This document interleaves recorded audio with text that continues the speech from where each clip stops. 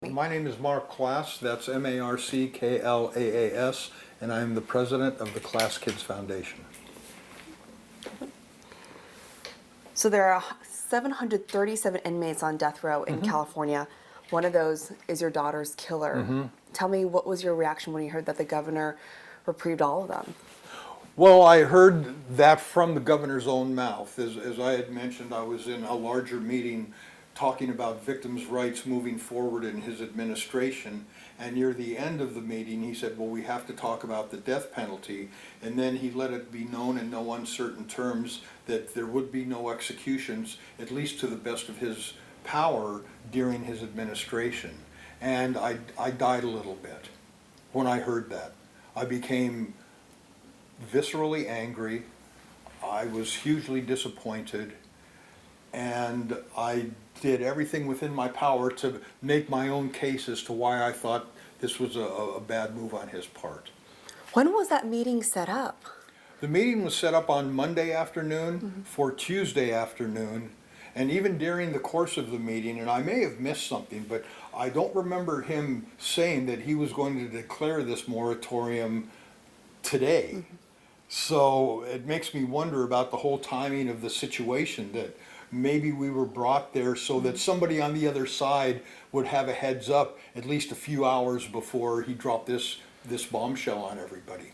So before that, what were you all talking about?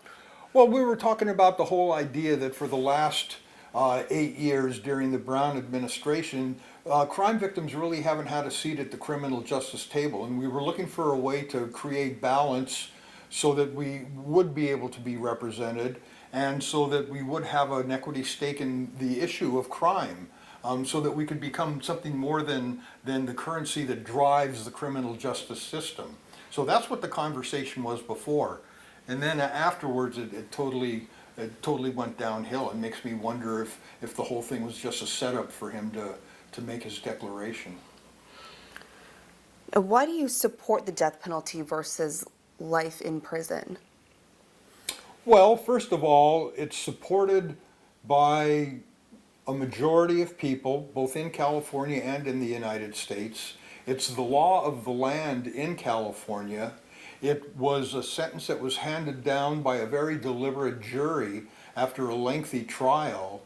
They all said that this individual needs to be executed, and I left that courtroom with the expectation that that might happen at some point in time. And whatever hope I had left was really basically dashed yesterday afternoon when the governor said that nobody would be executed during his watch. And I pointed out to him that that means that there's a very good chance that Paulie's killer will live longer than me, because he benefits from something that I don't benefit, and that is guaranteed health care. Oh. When was the last time you saw Richard Allen Davis? The day I walked out of trial, the day that he threw shade at me and he was sentenced to death. I don't think about him, you know, I don't put consideration into him.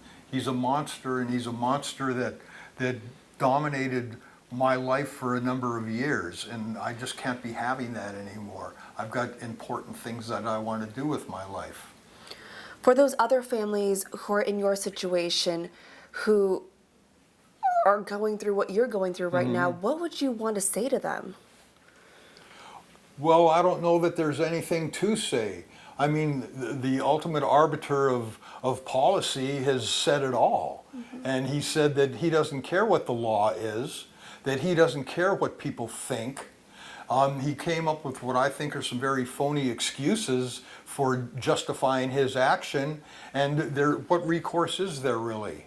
I mean, I'm not a lawyer. I don't know that we can file lawsuits on this.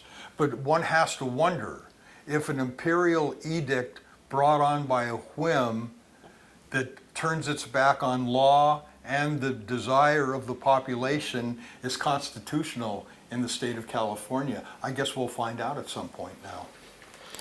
Tell me a little bit about your daughter, Paulie. Well, Paulie was a great kid. I mean, she was a vibrant 12-year-old girl. She unfortunately moved around a lot with her mother, so she was always making new friends, and she was finding ways to do that. She participated in sports at school. She loved theater. She was a wonderful young actress. She was in the school band. She had created a tight-knit group of friends, two of whom were with her the night that she was kidnapped. Can you share me a story about Polly, maybe one that comes to mind? Well, yeah, I'll share a story. I mean, I spent an entire summer trying to teach Polly how to swim, and I'm not a teacher, so it's and I'm not even sure what method I was using necessarily, but I was having a lot of trouble getting her to synchronize all of the movements that are necessary to get from one end of the pool to another end, to the other end of the pool. And I remember closing out the summer in frustration. But then the very next summer, she jumped in the pool and just started swimming laps like she'd been doing it her whole life. And I just thought, wow, that is just the coolest thing ever, man. I just thought, wow, that is so cool. That's such a great thing. You know, I used to volunteer at her school. Her mother had physical custody. So I'd spend as much time as I could, and Eve was good about that. And I'd volunteer at school, and I know that sometimes they'd do a little theater in school, and she could pick up a script and do a cold read that was so impressive. I mean, there would be, you know, no hums and haws, and she would get the points across exactly the way they needed to be. I just thought that was a tremendous thing about her as well. And you know, she loved her sister. She loved people. She was just a light, the light of my life, the love of my life. That button, when was that made? That was made very shortly after Polly was kidnapped.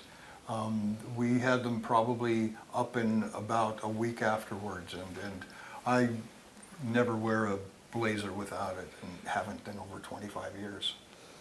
Tell me a little bit about your foundation. Well, the Class Kids Foundation was started as a way to commemorate Polly and a way to create a legacy in her name that hopefully would protect kids for generations.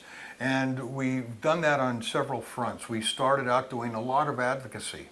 And in fact, the advocacy that we worked, the legislative advocacy that we worked, as well as many others worked, helped to cut crime, not only in California, but in the United States of America, in half. Within 10 years, both property crime and violent crime had been cut in half. And I was very proud of that, but the last several years have seen a complete reversal of that. Criminals are not being held accountable anymore. In fact, in the current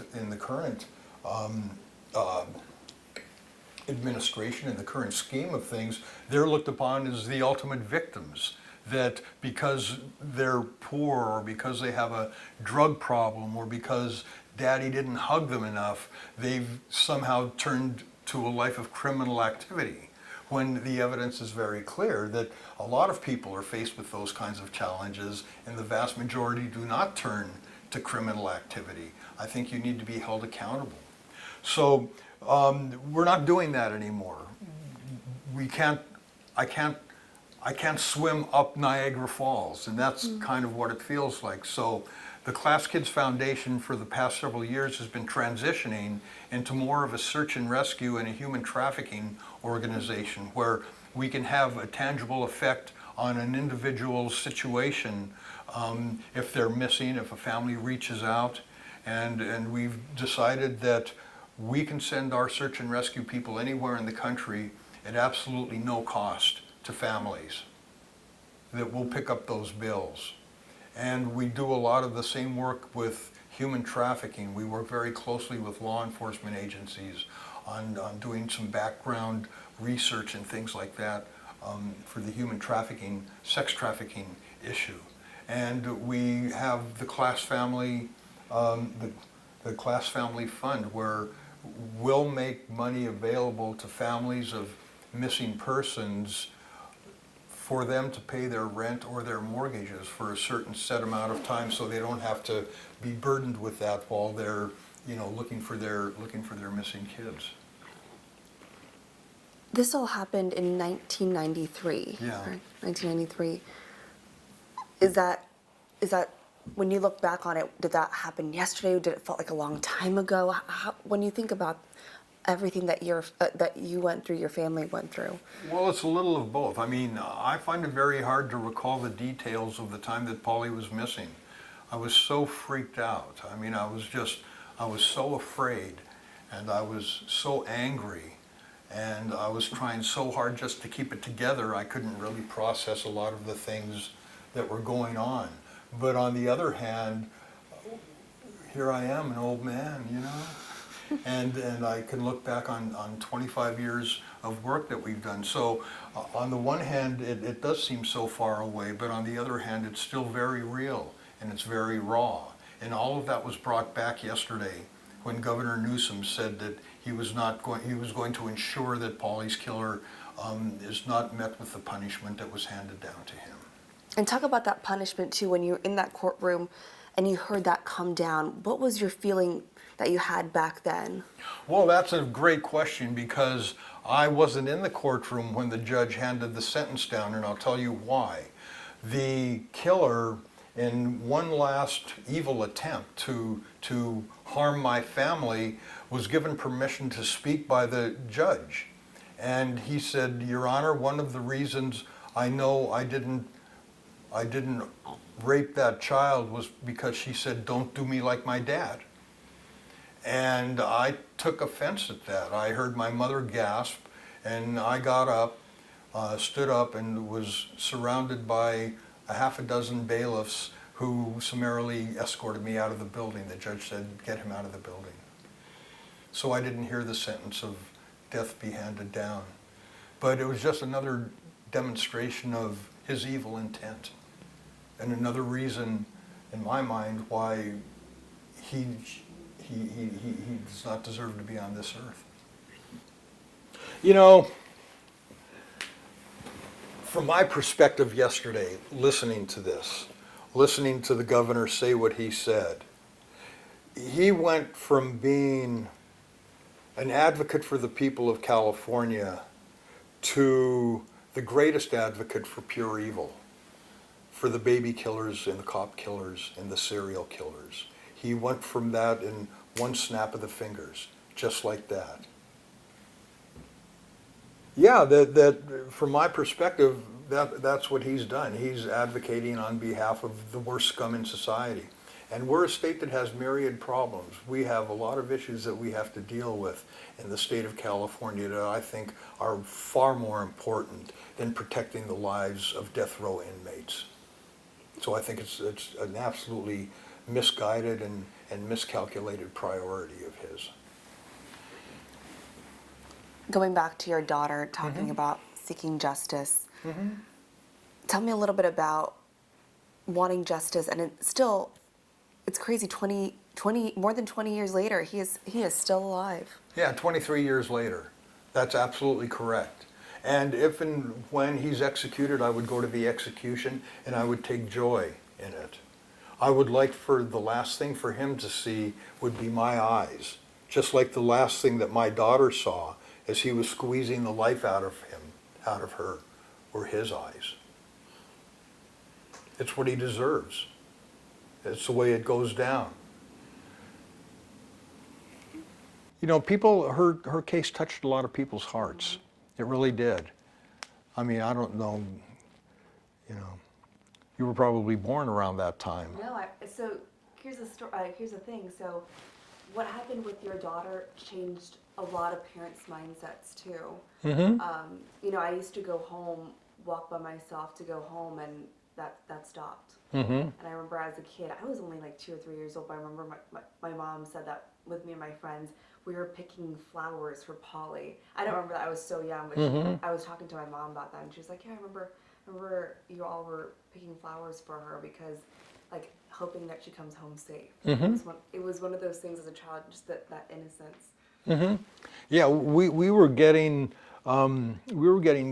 coffee cans full of pennies that little kids would donate, pennies for Polly. It was insane. I mean, people were writing poetry and they were painting beautiful paintings and making sculptures and tiles and making, you know, donations. People were really invested in my daughter. And it did last. It went on for 65 days and you know, it was just the most heartbreaking thing ever. That's one thing I could never forget is when they told me that. How did you find out? Well, the thing had gone on for a couple of months, And they ultimately arrested Richard Allen Davis and were sure that he was the guy that had done it. So they brought Polly's mom and I into a room and told us that they had arrested him, and they said he's a bad guy and you have to get used to the idea that she's probably dead. And I flipped out at the cop. I absolutely flipped out, and I said, you're going to have to show me proof. You can't just expect me to believe you when you say something like that. And then they showed us a picture of him to see if there was any recognition, and we'd never seen this guy before. And then about 2 or 3 days later, maybe 4 days later, he finally confessed, and the same 2 cops called Polly's mom and I into the chief's office. And I knew, the cops were crying and Eve was crying, and so then we called all of our family and brought them in and told them, and then we told the volunteers, and then we left Petaluma and came back to Sausalito for the first time in 2 months. And then I broke down. That's when I broke down. It was just...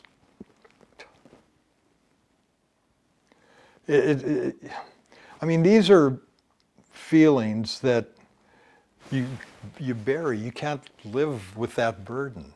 You really can't. You can't live with that burden constantly. And when people take actions like Newsom took, it brings everything back up again.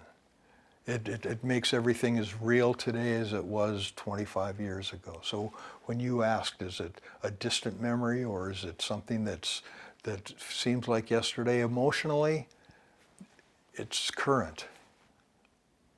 And that's only because the governor decided that he's going to be the guy that's going to be advocating on behalf of serial killers and baby killers and cop killers. He's the greatest advocate for pure evil in California, as far as I'm concerned. And maybe we can get some pictures up there too, Polly.